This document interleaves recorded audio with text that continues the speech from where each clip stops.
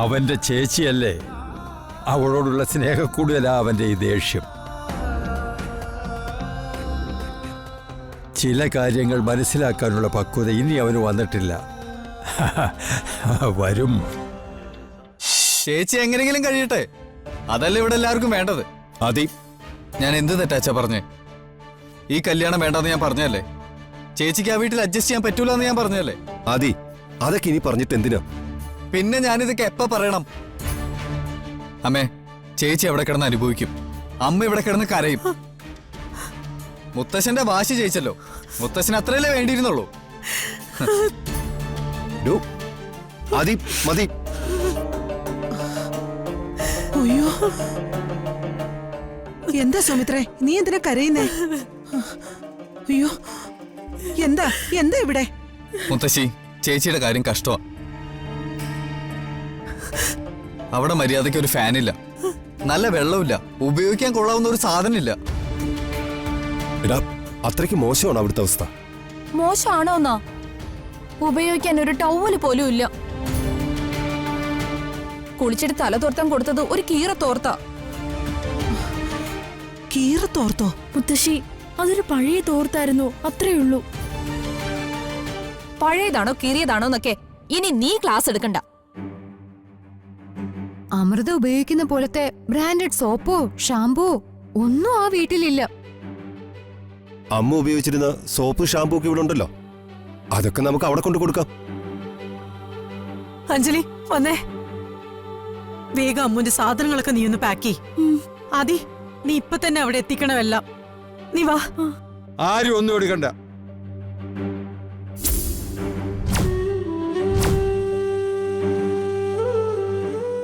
അമ്മൂന് ഇവിടുന്ന് ആരും ഒന്നും കൊണ്ടുപോയി കൊടുക്കുന്നില്ല. അച്ഛാ, മോളെ, അവളുടെ നന്മയാണ് നമ്മൾ ആഗ്രഹിക്കുന്നതെങ്കിൽ അവള് ചെന്ന് കയറിയ ജീവിതത്തോട് പൊരുത്തപ്പെടാൻ നമ്മൾ സഹായിക്കുകയാണ് വേണ്ടത്.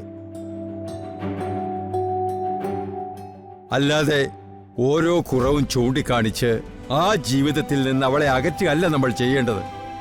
പക്ഷെ അച്ഛാ, അവക്ക് ആവശ്യമുള്ള സാധനങ്ങള് ഇപ്പോഴതെല്ലാം കൊണ്ടു കൊടുത്താൽ നാളെ മറ്റൊന്ന് വേണ്ടിവരും, മറ്റന്നാൾ വേറൊന്ന്. ഒടുവിൽ ആ വീടിനോട് പൊരുത്തപ്പെടുന്നതിന് പകരം അവൾ ഈ വീടിനോട് മാത്രം ആശ്രയിച്ച് സ്വപ്നം കണ്ടുകൊണ്ടിരിക്കും.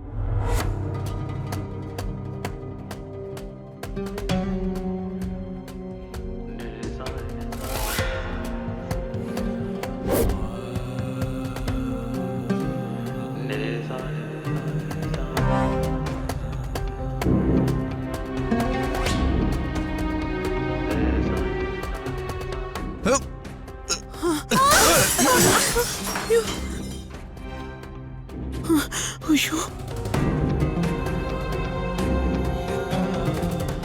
ആദി, വാ. എടാ അവിടെ നിൽക്കാൻ. ആദി, അച്ഛാ, അവൻ സാരമില്ല രാജ, അവന്റെ ചേച്ചിയല്ലേ, അവളോടുള്ള സ്നേഹക്കൂടുതലാ അവന്റെ ഈ ദേഷ്യം. ചില കാര്യങ്ങൾ മനസ്സിലാക്കാനുള്ള പക്വത ഇനി അവന് വന്നിട്ടില്ല. വരും. സുമിത്രേ, മോളെ, രണ്ടു കുടുംബങ്ങൾ ഒന്നാകുമ്പോൾ എല്ലാം ഒരുപോലെ ആകണമെന്നില്ല. ജീവിതം നന്നാകാൻ വേണ്ടത് സൗകര്യങ്ങളുടെ ധാരാളിത്തമല്ല, മനപ്പൊരുത്തമാണ്, സ്നേഹമാണ്. ശ്രീനാഥിന്റെ വീട്ടിൽ അല്പം സൗകര്യക്കുറവുണ്ട്, അത്രേ ഉള്ളൂ. അച്ഛ, അമ്മൂന് അവിടെ ഒരു സൗകര്യമില്ലെന്ന് പറയുമ്പോ അവൾ പിന്നെ എങ്ങനെ അവിടെ ജീവിക്കൂ? ആദ്യം അവൾക്ക് ഇത്തിരി വിഷമം തോന്നും. പുതിയൊരു വീട്ടിലേക്ക് പോകുന്ന എല്ലാ പെൺകുട്ടികൾക്കും തോന്നുന്നതാണത്.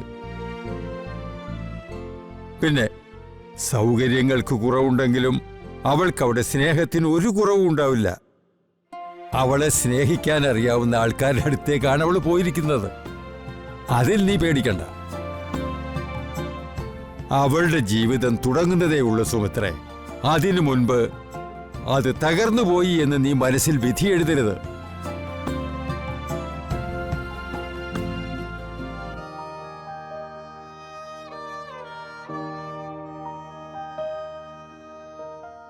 സുമിത്രേ, വർഷങ്ങൾക്ക് മുമ്പ് പുത്തമ്പുരക്കിലേക്ക് വരുമ്പോ അമ്മു ഇന്ന് അനുഭവിക്കുന്നതൊക്കെ അന്ന് നീ അനുഭവിച്ചതല്ലേ? എന്നിട്ടും നീ പൊരുത്തപ്പെട്ടില്ലേ? അമ്മുവും പൊരുത്തപ്പെടും. വിഷമിക്കാതെ.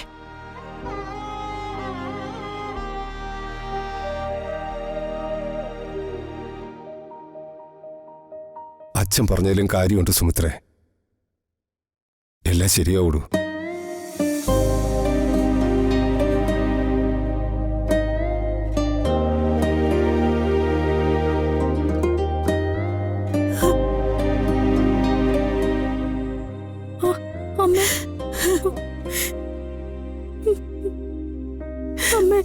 നമ്മുടെ അമ്മ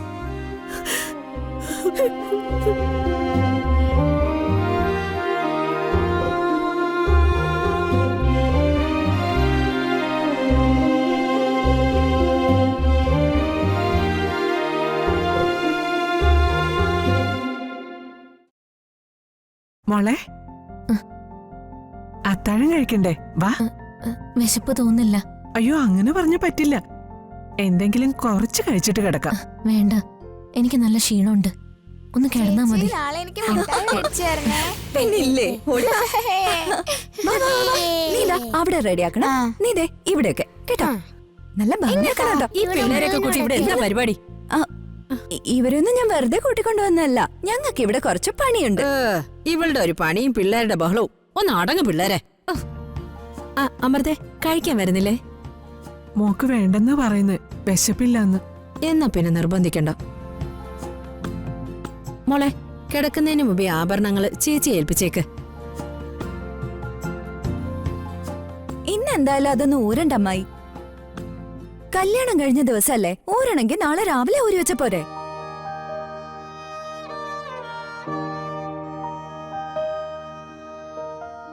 മോളെ, അത്താഴം വേണ്ടെങ്കിൽ അമ്മ ഒരു ഗ്ലാസ് പാല് കാച്ചി തരട്ടെ? വേണ്ട. അല്ല, അല്ലെങ്കിൽ കുറച്ച് ഫ്രൂട്ട്സ് കഴിച്ചാലോ? അതെ. വേണ്ട, എനിക്കിപ്പോ ഒന്നും വേണ്ട. ആ മതി മതി. ഇനി എല്ലാരും ഇവിടെ നിന്ന് മാറി തന്നെ. ഞങ്ങക്ക് മണിയറ ഒരുക്കാനുള്ളതാ. മാറി തന്നെ. പിള്ളേരെ കൊണ്ട് തോച്ചു. ഇറങ്ങി പിള്ളേരെ, ഇറങ്ങി ഇങ്ങോട്ട്. അമ്മായി, അമ്മായി. അതെ, അതൊന്നും ഇന്ന് വേണ്ട. എന്താ ജലജേച്ചി, ഇന്ന് അമാവാസിയും ദ്വാദശിയും ഒരുമിച്ച് വരുന്ന ദിവസം. ഇന്നത്തെ രാത്രി ശാന്തി മുഹൂർത്തത്തിന് അത്ര നല്ലതല്ല.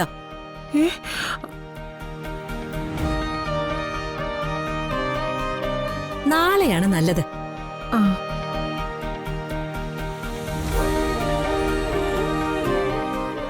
അങ്ങനെയാണെങ്കിൽ നാളെ മതി. നല്ല സമയത്ത് ജീവിതം തുടങ്ങുന്നതല്ലേ നല്ലത്.